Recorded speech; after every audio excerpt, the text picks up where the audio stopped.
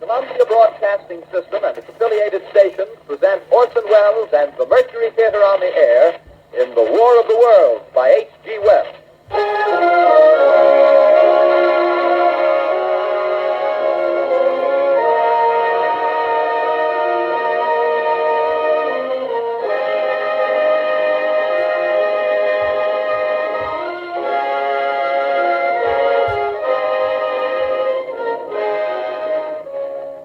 Ladies and gentlemen, the director of the Mercury Theater and star of these broadcasts, Orson Welles.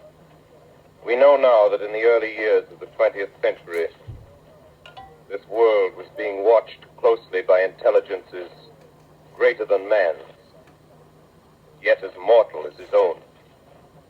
We know now that as human beings busied themselves about their various concerns, they were scrutinized and studied, perhaps almost as narrowly as a man with a microscope might scrutinize the transient creatures that swarm and multiply in a drop of water.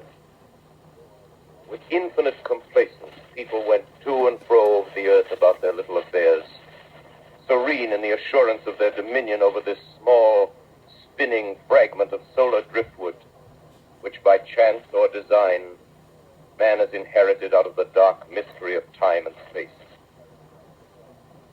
Yet across an immense ethereal gulf, minds that are to our minds as ours are to the beasts in the jungle, intellects vast, cool, and unsympathetic, regarded this earth with envious eyes and slowly and surely drew their plans against us. In the 39th year of the 20th century came the Great Disillusionment. Near the end of October, business was better. The war scare was over. More men were back at work. Sales were picking up. On this particular evening, October 30th, the Crosby service estimated that 32 million people were listening in on radios. Not much change in temperature. A slight atmospheric disturbance of undetermined origin is reported over Nova Scotia, causing a low-pressure area to move down rather rapidly over the northeastern states, bringing a forecast of rain accompanied by winds of light gale force. Maximum temperature 66, minimum 48. This weather report comes to you from the Government Weather Bureau. We take you now to the Meridian Room in the Hotel Park Plaza in downtown New York, where you will be entertained by the music of Raymond Raquello and his orchestra.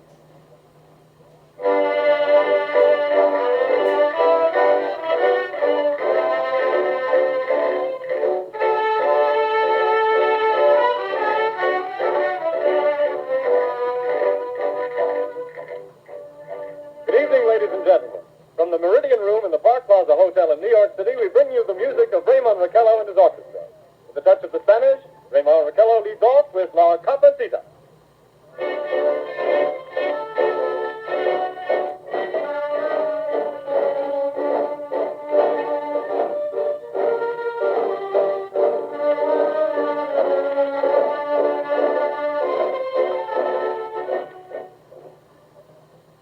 Ladies and gentlemen, we interrupt our program of dance music to bring you a special bulletin from the Intercontinental Radio News. At 20 minutes before 8 Central Time, Professor Farrell of the Mount Jennings Observatory, Chicago, Illinois, reports observing several explosions of incandescent gas occurring at regular intervals on the planet Mars. The spectroscope indicates the gas to be hydrogen and moving toward the Earth with enormous velocity. Professor Pearson of the observatory at Princeton confirms Farrell's observation and describes the phenomenon as, quote, like a jet of blue flame shot from a gun, unquote. We now return you to the music of Raymond Raquello, playing for you in the Meridian Room of the Park Plaza Hotel, situated in downtown New York.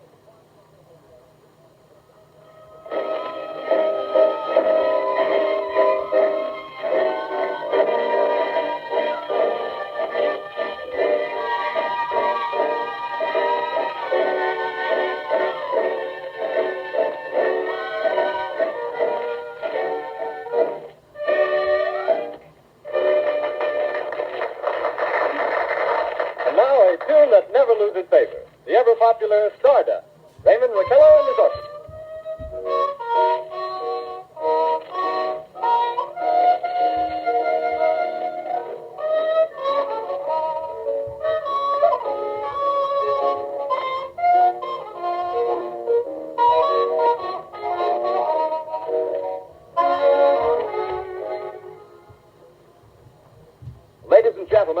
on the news given in our bulletin a moment ago, the Government Meteorological Bureau has requested the large observatories of the country to keep an astronomical watch on any further disturbances occurring on the planet Mars. Due to the unusual nature of this occurrence, we have arranged an interview with the noted astronomer, Professor Pearson, who will give us his views on this event. In a few moments, we will take you to the Princeton Observatory at Princeton, New Jersey. We return you until then to the music of Ramon Raquello and his orchestra.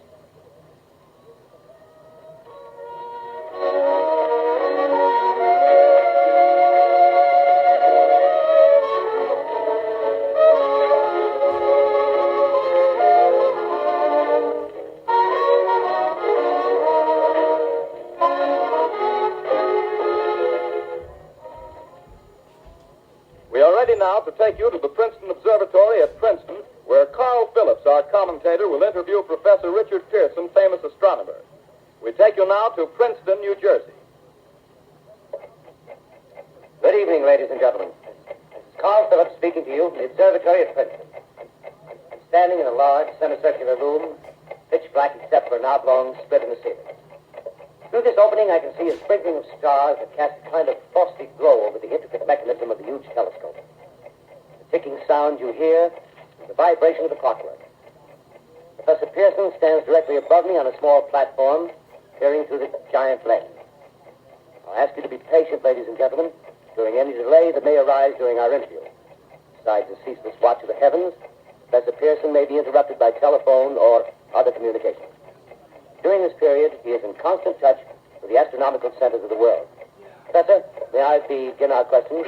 Any time, Mr. Phillips. Professor, would you please tell our radio audience exactly what you see as you observe the planet Mars through your telescope? Nothing unusual at the moment, Mr. Phillips. A red disk swimming in the blue sea. Transverse stripes across the disk. Quite distinct now because Mars happens to be at the point nearest the Earth, in opposition, as we call it. In your opinion, what do these transverse stripes signify, Professor Pearson? Not canals, I can assure you, Mr. Phillips. Although that's the popular conjecture of those who imagine Mars to be inhabited. From a scientific viewpoint, the stripes are merely the result of atmospheric conditions peculiar to the planet. Then you're quite convinced, as a scientist, that living intelligence as we know it does not exist on Mars? I'd say the chances against it are 1,000 to 1. And yet, how do you account for these gas eruptions occurring on the surface of the planet at regular intervals? Phillips, I cannot account for it. By the way, Professor, for the benefit of our listeners, how far is Mars from the Earth? Approximately 40 million miles. Well, that seems a safe enough distance. Just a moment, ladies and gentlemen. Someone has just handed Professor Pearson a message. While he reads it, let me remind you that we are speaking to you from the observatory in Princeton, New Jersey, where we are interviewing the world-famous astronomer, Professor Pearson. One moment, please. Professor Pearson has passed me a message which he has just received. Professor, may I read the message to the listening audience? Certainly, Mr. Phillips. Ladies and gentlemen, I shall read you a wire addressed to Professor Pearson from Dr. Gray of the Natural History Museum, New York. Quote, 9:15 p.m. Eastern Standard Time. Seismograph registered shock of almost earthquake intensity occurring within a radius of 20 miles of Princeton. Please investigate. Signed, Lloyd Gray, Chief of Astronomical Division. Unquote. Professor Pearson, could this occurrence possibly have something to do with the disturbances observed on the planet Mars? Hardly, Mr. Phillips. This is probably a meteorite of unusual size, and its arrival at this particular time is merely a coincidence. However, we shall conduct a search as soon as daylight permits. Thank you, Professor. Ladies and gentlemen, for the past 10 minutes, we've been speaking to you from the observatory at Princeton, bringing you a special interview with Professor Pearson, noted astronomer. This is Carl Phillips speaking. We are returning you now to our New York studio.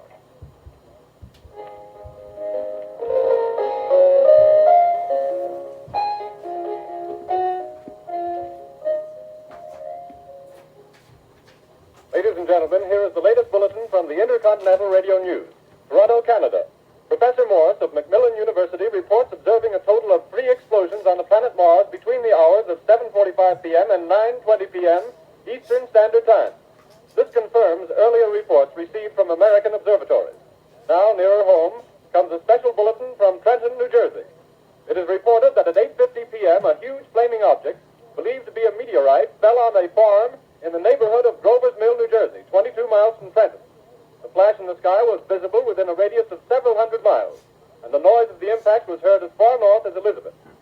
We have dispatched a special mobile unit to the scene, and we'll have our commentator, Carl Phillips, give you a word picture of the scene as soon as he can reach there from Princeton.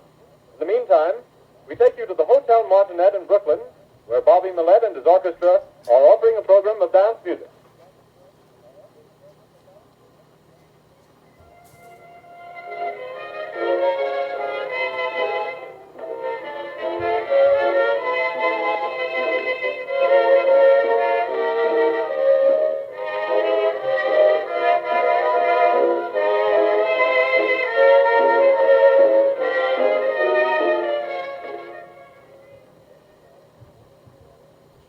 We take you now to Grover's Mills, New Jersey.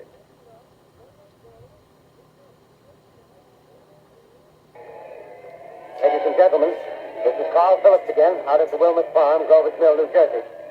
Professor Pearson and myself made the 11 miles from Princeton in 10 minutes. Well, I hardly know where to begin.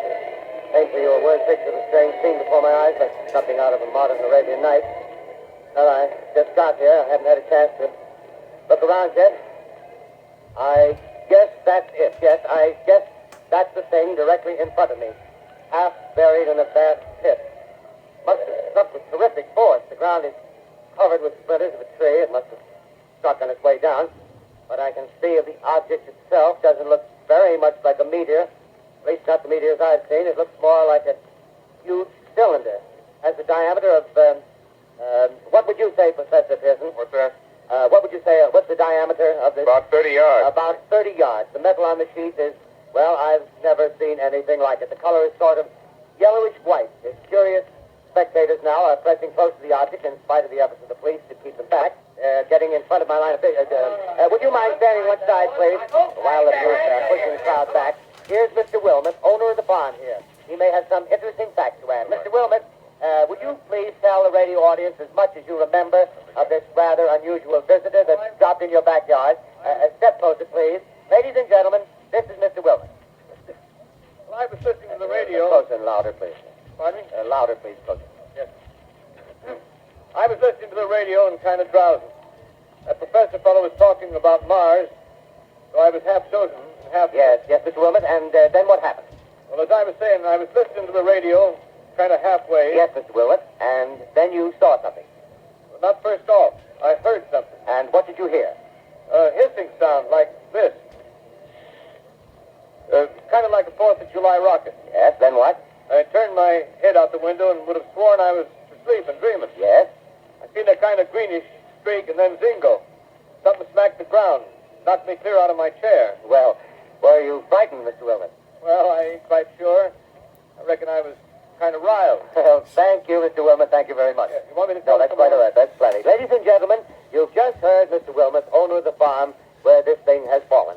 I wish I could convey the atmosphere, the background of this fantastic scene. Hundreds of cars are parked in a field in back of us, and the police are trying to rope off the roadway leading into the farm, but it's no use. They're breaking right through. Cars' headlights throw an enormous spotlight on the pit where the object's half buried. Now, some of the more daring souls now are venturing near the edge. Their silhouettes stand out against the metal sheen.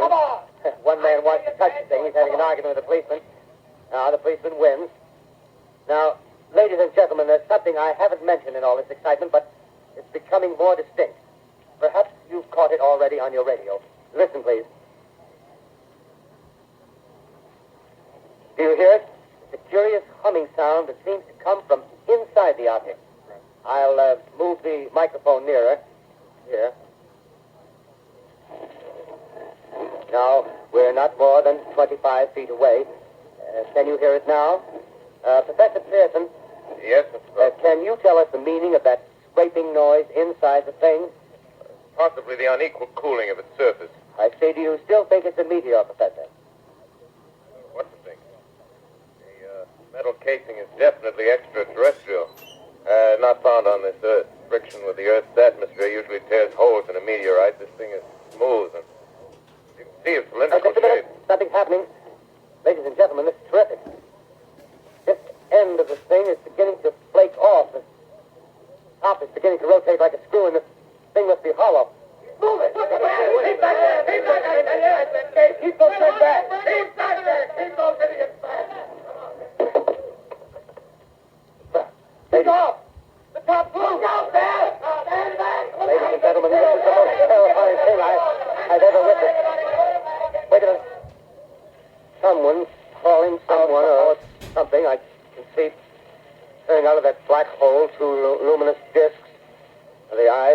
Might be a face. Might be almost Good heavens. Something wriggling out of the shadow like a gray snake. Now it's another one, and another one, and another one. They look like tentacles to me. Oh, yeah, I can see the thing's body now. It's large. As large as a bear. It glistens like wet leather, but that face, ladies and gentlemen, it's indescribable. I can hardly force myself to keep looking at it. It's so awful. The eyes are black, and they gleam like a serpent. The mouth is kind of V-shaped with saliva dripping from its rimless lips. It seems to quiver and pulsate, and the monster, or whatever it is, can hardly move. It seems weighed down by possibly gravity or something. The thing's rising up now, and the crowd falls back. They've seen plenty. The most extraordinary experience, ladies and gentlemen. I can't find words. Well, I'll pull this microphone with me as I talk. I'll have to stop the description until I can take a new position. Hold on, will you please? I'll be right back in a minute.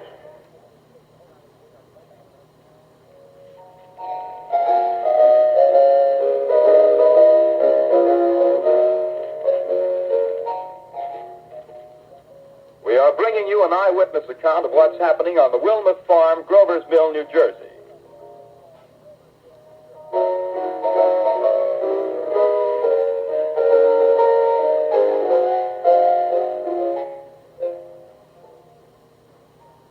We now return you to Carl Phillips at Grover's Mill. Ladies and gentlemen, my honor. Ladies and gentlemen, here I am, back of a stone wall that adjoins Mr. Wilmuth's garden. From here, I get a sweep of the whole scene. I'll give you every detail as long as I can talk and as long as I can see. More state police have arrived. They're drawing up a cordon in front of the pit. About 30 of them. No need to push the crowd back now. They're willing to keep their distance. The captain's conferring with someone. Can't quite see who. Oh, yes, I believe it's Professor Pearson.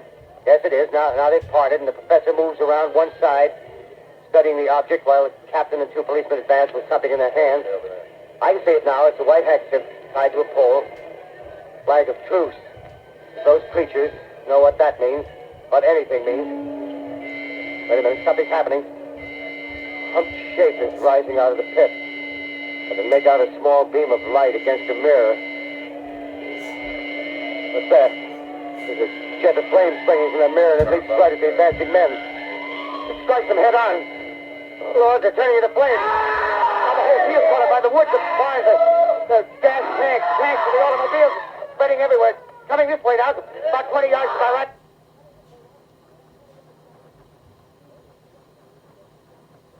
Ladies and gentlemen, due to circumstances beyond our control, we are unable to continue the broadcast from Grover's Mill.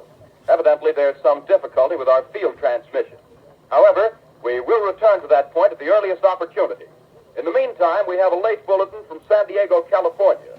Professor Indelkoffer, speaking at a dinner of the California Astronomical Society, expressed the opinion that the explosions on Mars are undoubtedly nothing more than severe volcanic disturbances on the surface of the planet. We continue now with our piano interlude.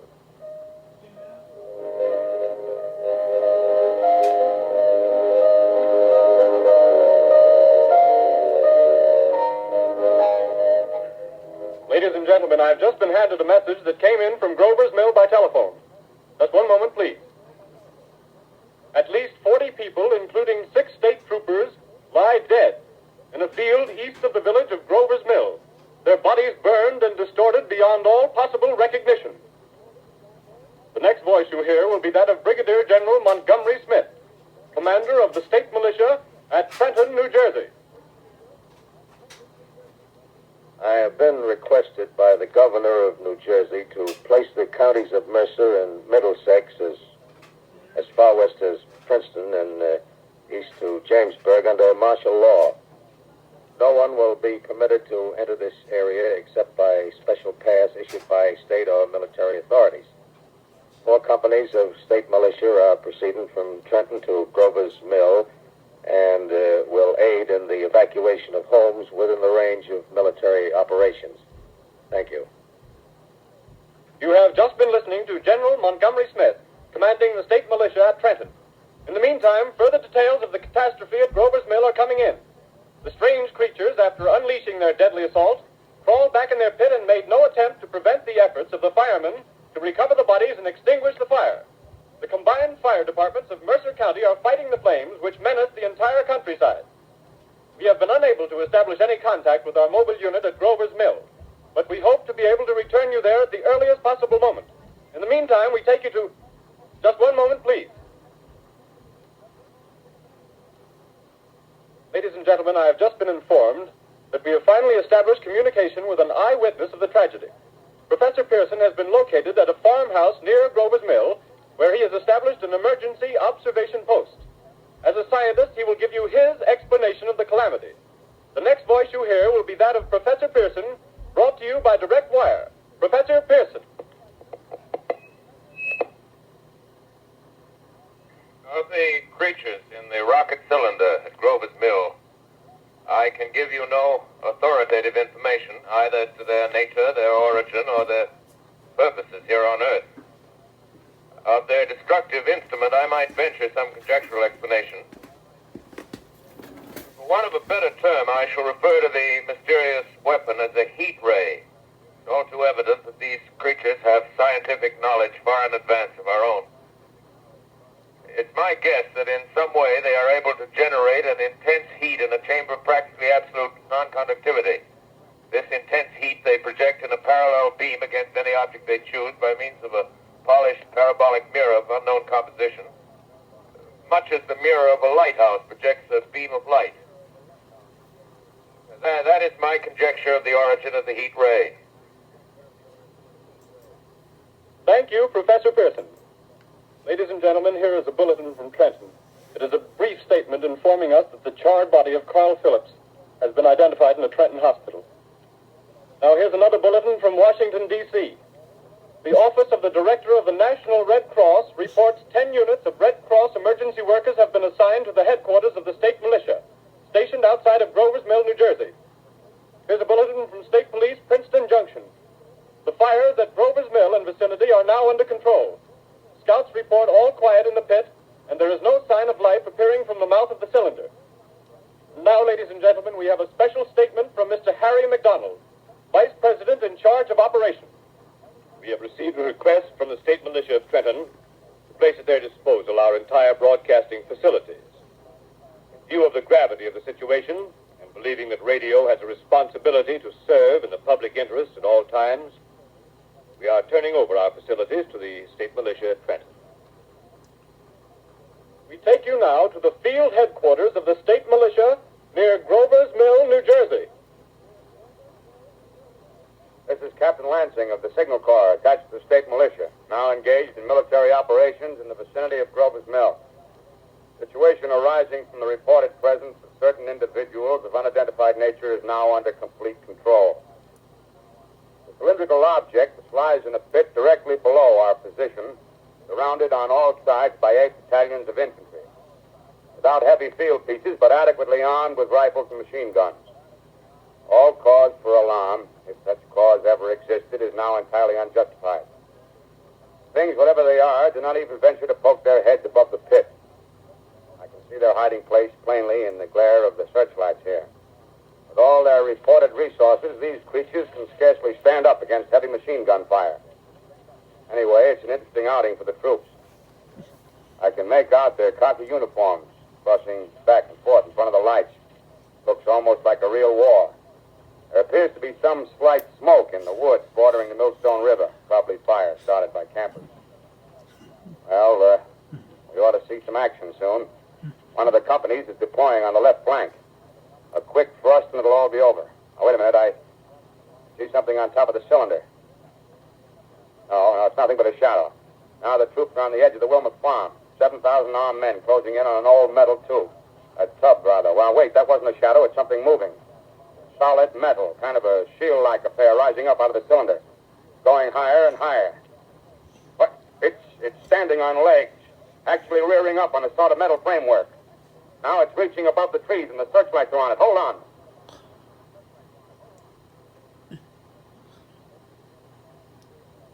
Ladies and gentlemen, I have a grave announcement to make.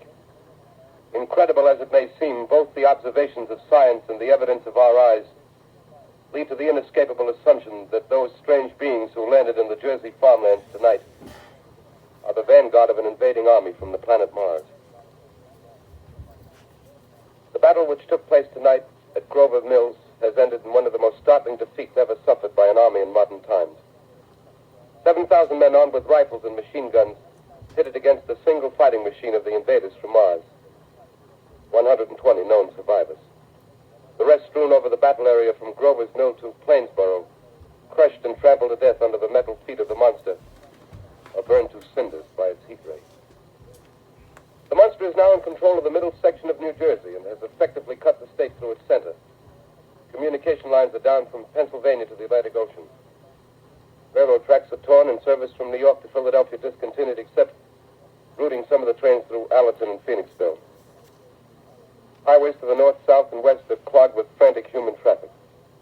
Police and army reserves are unable to control the mad flight. By morning, the fugitives will have swelled Philadelphia, Camden, and Trenton. It is estimated to twice their normal population. Martial law prevails throughout New Jersey and eastern Pennsylvania.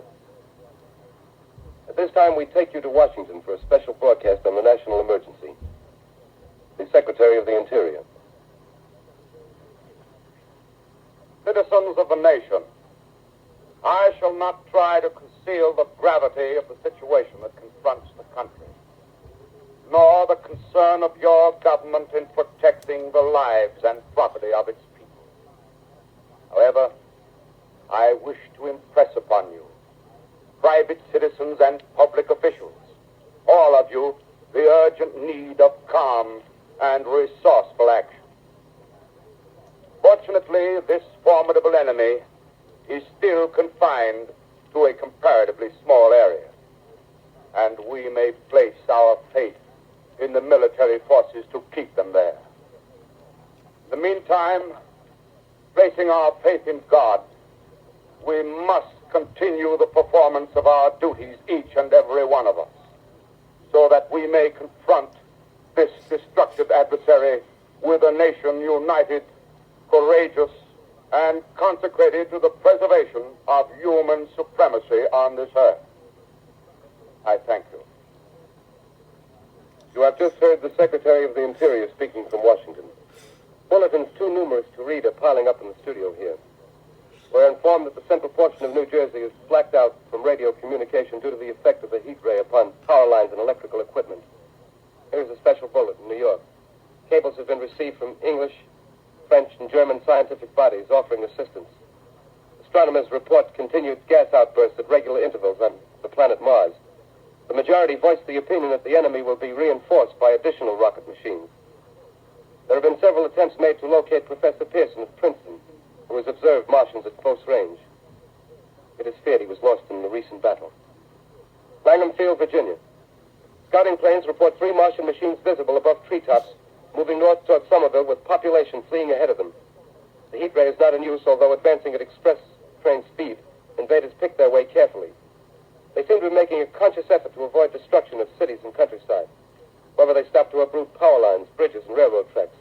Their apparent objective is to crush resistance, paralyze communication, and disorganize human society. Here is a bulletin from Basking Ridge, New Jersey.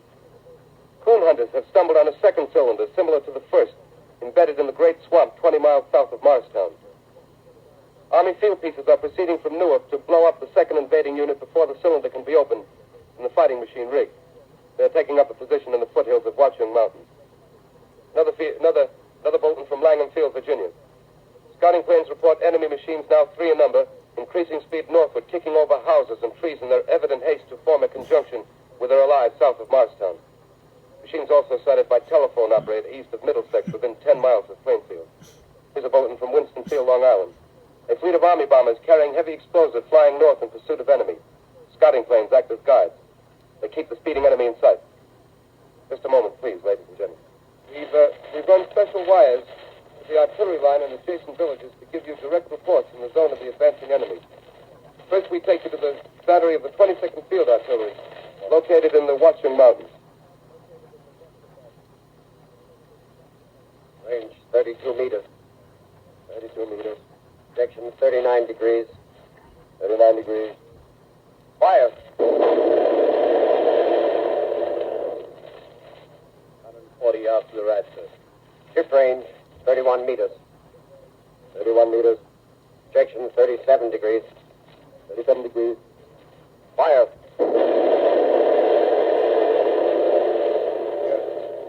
Hit that.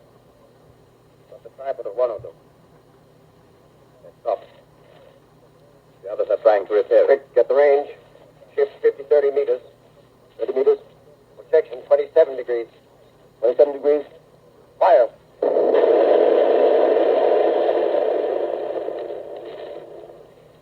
Can't see the fair land, sir.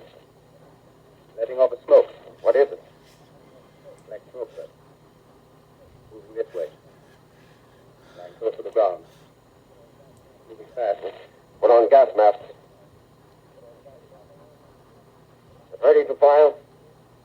Shift to 24 meters. 24 meters. Projection 24 degrees. 24 degrees. Fire.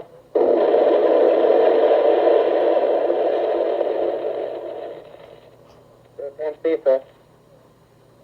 Smoke's coming nearer. Get the range. 30 meters. 23 meters. 23 meters. 22. 22.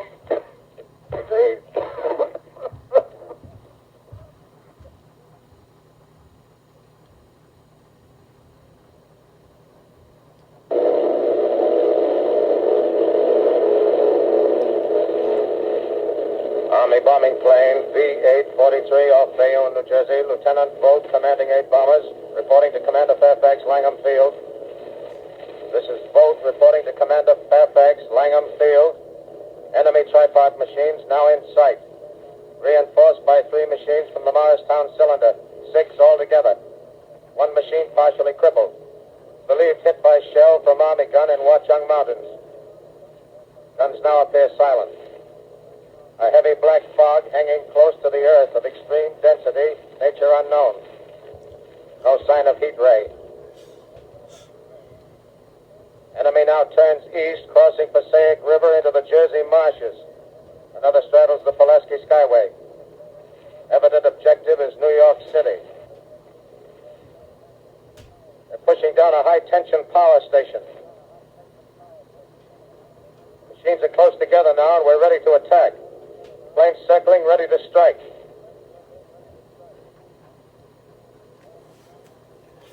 A 1,000 yards, and we'll be over the first.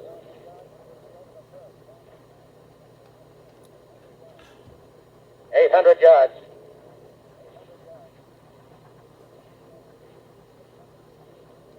600.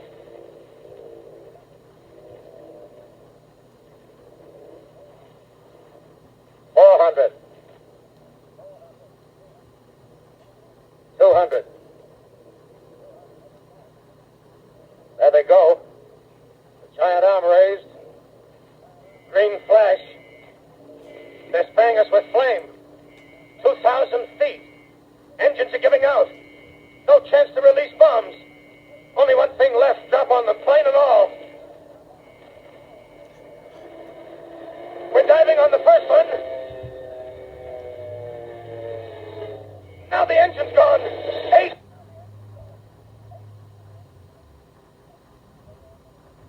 This is Bayonne, New Jersey, calling Langham Field. This is Bayonne, New Jersey, calling Langham Field. Come in, please. Langham Field. Go ahead. 8 Army bombers in engagement with enemy tripod machines over Jersey Flats. Engines incapacitated by heat ray. All crashed. 1 enemy machine destroyed. Enemy now discharging heavy black smoke in direction of Newark, New Jersey. Newark, New Jersey. Warning. Poisonous black smoke pouring in from Jersey marshes. Reaches South Street. Gas masks useless. Urge population to move into open spaces. Automobiles use routes 7, 23, 24. Avoid congested areas. Smoke now spreading over Raymond Boulevard.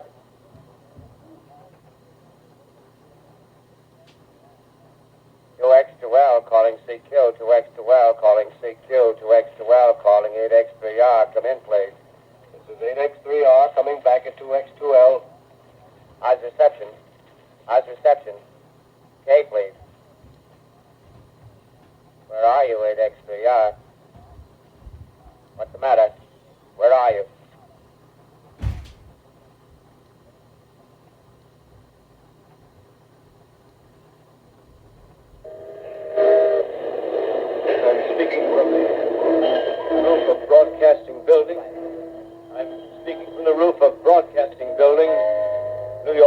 city. Bells you hear are ringing to warn the people to evacuate the city as Martians approach. Estimated in the last 2 hours, 3 million people have moved out along the roads to the north. Hutchison River Parkway is still kept open for motor traffic.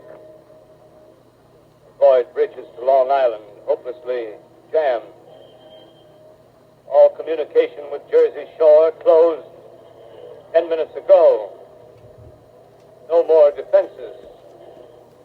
Our army is wiped out. Artillery, Air Force, everything wiped out. This may be the last broadcast. We'll stay here to the end.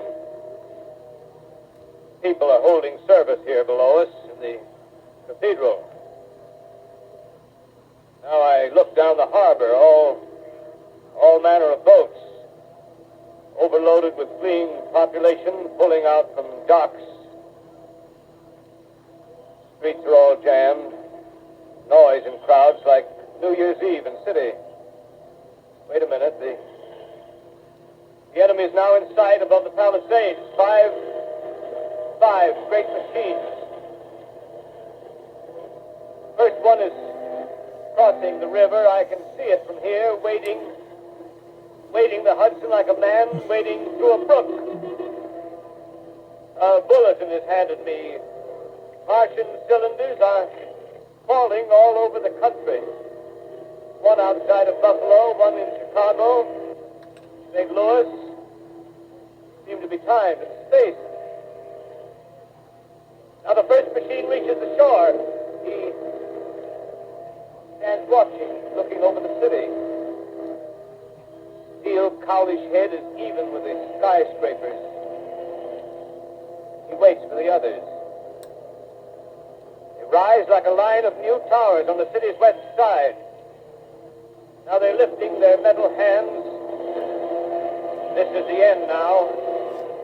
Smoke comes out, black smoke drifting over the city.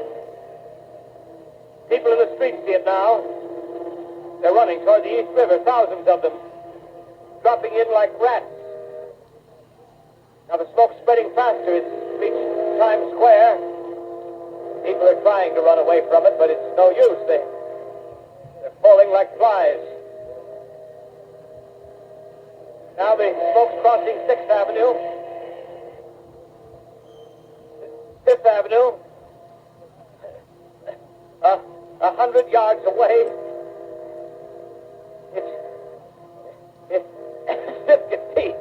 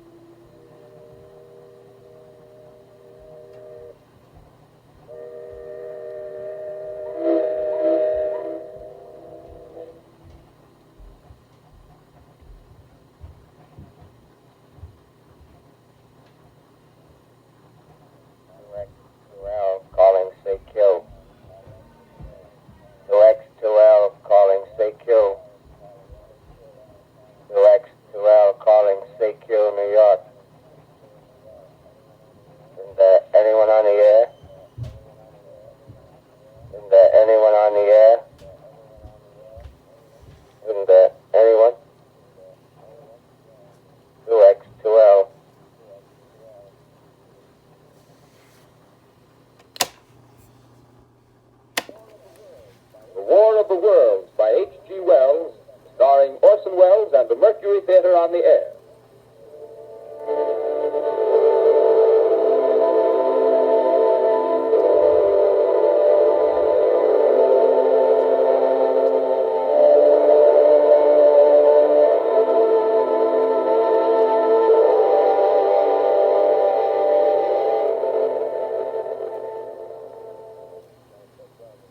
As I set down these notes on paper, I'm obsessed by the thought that I may be the last living man on Earth. I've been hiding in this empty house near Grover's Mill, a small island of daylight cut off by the black smoke from the rest of the world. All that happened before the arrival of these monstrous creatures in the world now seems part of another life. A life that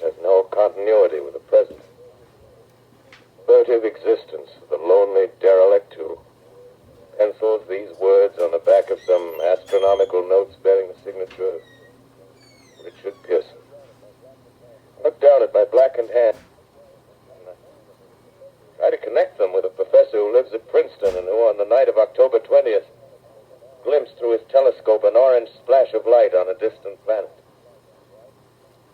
My wife, my colleagues, my students, my books, my observatory, my world. Where are they? Did they ever exist? Am I Richard Pearson? What day is it? Do days exist without calendars? Does time pass when there are no human hands left to wind the clocks? Writing down my daily life, I tell myself I shall preserve human history between the dark covers of this little book that was meant to record the movements of the stars. But to write, I must live, and to live, I must eat. Find moldy bread in the kitchen and an orange not too spoiled to swallow. Keep watch at the window. Time to time, I catch sight of a Martian above the black smoke. Smoke still holds the house in its black coil, but at length there's a hissing sound, and suddenly I see a Martian mounted on his machine, spraying the air with a jet of steam as if to dissipate the smoke. I watch in a corner as his huge metal legs nearly brush against the house. Exhausted by terror, I fall asleep. Morning. Morning. Sun streams in the window. Black cloud of gas is lifted, and the scorched meadows to the north look as though a black snowstorm had passed over. I venture from the house. I make my way to a road, no traffic. Here and there, a wrecked car, baggage overturned, a blackened skeleton. Push on north. For some reason I feel safer trailing these monsters than running away from them. And I keep a careful watch. I've seen the Martians feed. Should one of their machines appear over the top of trees, I'm ready to fling myself flat on the earth. Come to a chestnut tree. October. Chestnuts are ripe. Fill my pockets. Just keep them alive. 2 days I wander in a vague northerly direction through a desolate world. Finally, I notice a living creature. A small red squirrel in a beech tree. I stare at him and wonder. He stares back at me. I believe at that moment the animal and I shared the same emotion. The joy of finding another living being. Push on north. I find dead cows in a brackish field, and beyond the charred ruins of a dairy and a silo remain standing guard over the wasteland like a lighthouse, deserted by the sea. Astride the silo perches a weathercock. The arrow points north. North. Next day, I come to a city. City vaguely familiar in its contours, yet its buildings strangely dwarfed and leveled off as if a giant had sliced off its highest towers with a capricious sweep of his hand. Reached the outskirts, I found Newark. Newark, undemolished but humbled by some whim of the advancing Martians. Presently, with an odd feeling of being watched, I caught sight of something crouching in a doorway. I made a step towards it and rose up and became a man. Man armed with a large knife. Stop! Where do you come from? I come from many places. A long time ago, from Princeton. Princeton, huh? That's near Grover's Mill. Yes. Grover's Mill. There's no food here. This is my country. All this end of town down the river. There's only food for one. Which way are you going? I don't know. I guess I'm looking for people. Hey, what was that? Did you hear something just then? No. Only a bird. A live bird. Yeah. You get to know that birds have shadows these days. Hey, we're in the open here. Let's crawl in this doorway here and talk. Have you seen any Martians? Ah. They're going over to New York. Night, the sky's alive with their lights, just as if people were still living in it. By daylight, you can't see them. 5 days ago, a couple of them carried something big across the flats from the airport. I think they're learning how to fly. Fly? Yeah, fly. Well, it's all over with humanity. Stranger, there's still you and I. 2 of us left. Yeah.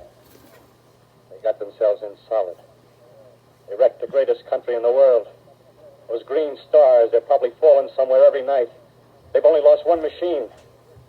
There isn't anything to do. We're done. We're licked. Where were you? You're in a uniform. Yeah, what's left of it. I was in the militia. National Guard. That's good. There wasn't any war. Any more than there's war between men and ants. Yes, but we're eatable ants. I found that out. What'll they do to us? I thought it all out. Right now, we're caught as we're wanted. The Martian only has to go a few miles to get a crowd on the run. But they won't keep on doing that. They'll begin catching us systematic, like keeping the best and storing us in cages and things. They haven't begun on us yet. Not begun? Not begun. All that's happened so far is because we don't have sense enough to keep quiet. Bothering them with guns and such stuff and losing our heads and rushing off in crowds. Instead of our rushing around blind, we got to fix ourselves up according to the way things are now. Cities, nations, civilization, progress. Yes, but if that's so, what is there to live for? Well, there won't be any more concerts for a million years or so, and no nice little dinners at restaurants. If it's amusement you're after, I guess the game's up. What is there left? Life, that's what. I want to live. Yeah, and so do you. We're not going to be exterminated. And I don't mean to be caught either. Tamed and fattened and bred like an ox. What are you going to do? I'm going on.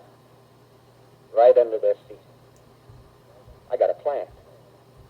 We men as men, we're finished. We don't know enough. We got to learn plenty before we get a chance. We've got to live and keep free while we learn, see? I've thought it all out, see? Oh, tell me the rest. Well, it isn't all of us that are made for wild beasts. That's what it got to be. That's what it got to be. That's why I watched you.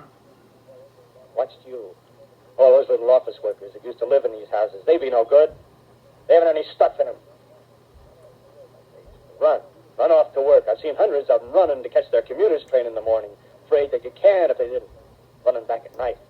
Afraid they wouldn't be in time for dinner. Lives insured and a little invested in case of accidents. Yeah, and on Sundays, worried about the hereafter. The Martians, they'll be a godsend for those guys. Nice roomy cages, good food, careful breeding, no worries. Yeah, after a week or so of chasing around the fields on empty stomachs, they'll come and be glad to be caught. You've thought it all out, haven't you? Sure, you bet I have. That isn't all. These Martians are going to make pets of something. Train them to do tricks. Who knows, get sentimental over the pet boy who grew up and had to be killed. Yeah, some maybe. They'll train to hunt us. Oh, no, it's impossible. Yes, they will. There's men who do it gladly. None of them just me, but Meantime, you and I and others like us, where are we to live when the Martians own the Earth? I got it all figured out. We live underground. I've been thinking about the sewers. Under New York, there are miles and miles of them. The main ones, they're big enough for anybody. And there's cellars, vaults, underground storerooms, railway tunnels, subways. Beginning to see, huh? We got a bunch of strong men together. No weaklings. That rubbish, out. As you meant me to go. All right. Give you a chance, didn't I? Won't quarrel about that. Go on. Well, we got to make safe places for us to stay in, see? With all the books we can. Science books. That's where men like you come in, see? We raid the museums. We'll even spy on the Martians. May not be so much we have to learn before... Just imagine this. 4 or 5 of their own fighting machines suddenly start off. Heat rays right and left. Not a Martian in them. Not a Martian in them, see? But men who've learned the way how. Naively in our time. Gee, imagine having one of them lovely things with the heat ray wide and free. We'd turn it on Martians, we'd turn it on men.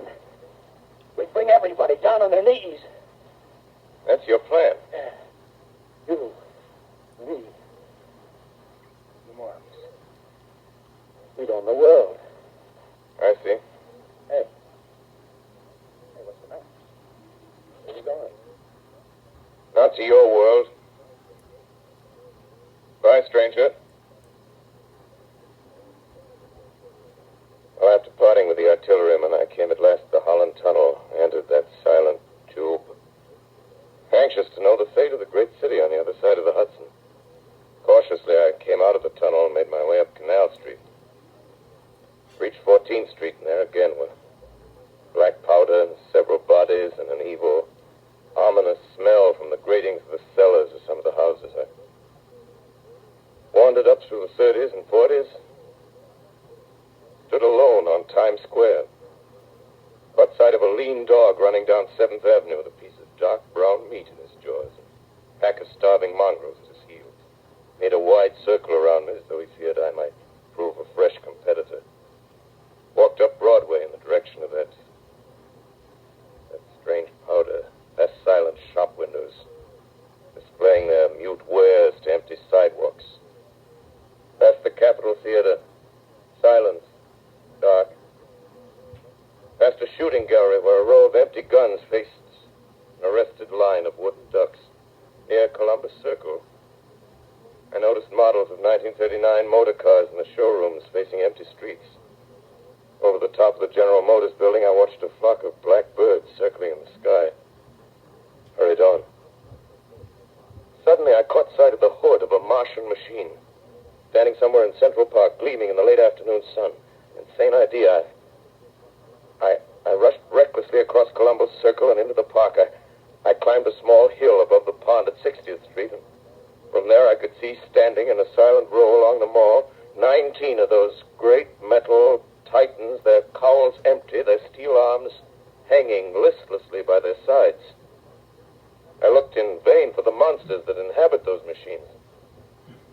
Suddenly, my eyes were attracted to the immense flock of black birds that hovered directly below me. They circled to the ground. And there before my eyes, stark and silent, lay the Martians with the hungry birds pecking and tearing brown shreds of flesh from their dead bodies. Later, when their bodies were examined in laboratories, it was found that they were killed by the putrefactive and disease bacteria against which their systems were unprepared. Plain, after all, man's defenses had failed by the humblest thing that God, His wisdom, has put upon this earth. Before the cylinder fell, there was a general persuasion that through all the deep of space, no life existed beyond the petty surface of our minute sphere. Now we see further. Dim and wonderful is the vision I've conjured up in my mind of life spreading slowly from this little seedbed of the solar system throughout the inanimate vastnesses of sidereal space. But a remote dream, maybe. Maybe that the destruction of the Martians is only a reprieve to them and not to us. The future ordained, perhaps. Strange it now seems to sit in my peaceful study at Princeton, writing down this last chapter of the record, begun at a deserted farm in Grover's Mill. Strange to watch children playing in the streets. Strange to see young people strolling on the green where the new spring grass heals the last black scars of a bruised earth. Strange to watch the sightseers enter the museum where the dissembled parts of a Martian machine are kept on public view. Strange when I recall the time when I first saw it. Bright and clean cut, hard and silent under the dawn of that last great day.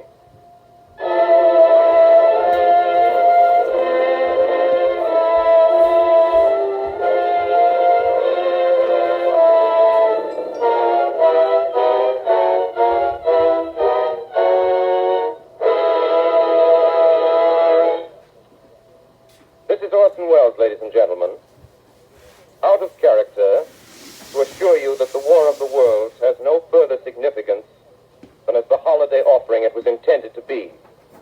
The Mercury Theater's own radio version of dressing up in a sheet and jumping out of a bush and saying boo.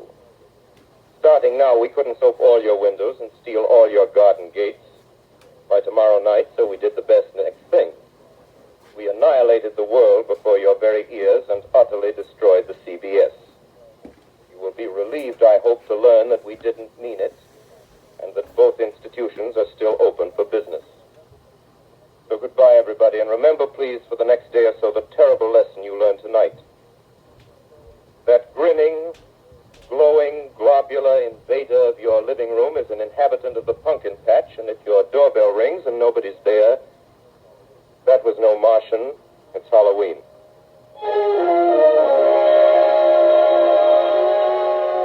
Tonight, the Columbia Broadcasting System and its affiliated stations coast to coast has brought you The War of the World by H.G. Wells, the 17th in its weekly series of dramatic broadcasts featuring Orson Welles and the Mercury Theater on the air. Next week, we present a dramatization of 3 famous short stories. This is the Columbia Broadcasting System.